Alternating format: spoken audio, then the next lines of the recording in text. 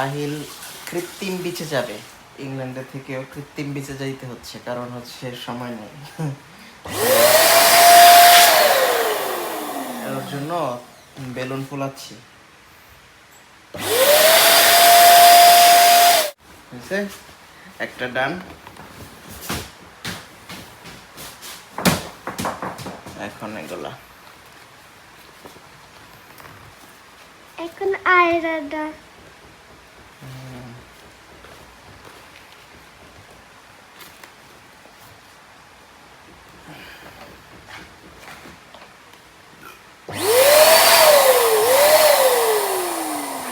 এটা হচ্ছে আয়রার দুই পা দুই পাশে দিয়ে, তারপরে এখানে এই দুইটা এভাবে ধরে পানিতে বেশি থাকতে পারবে। এখন হচ্ছে এটা কার জন্য আহিল? এটা কার জন্য? আমার এটা তোমার? এটা এত ছোটটা?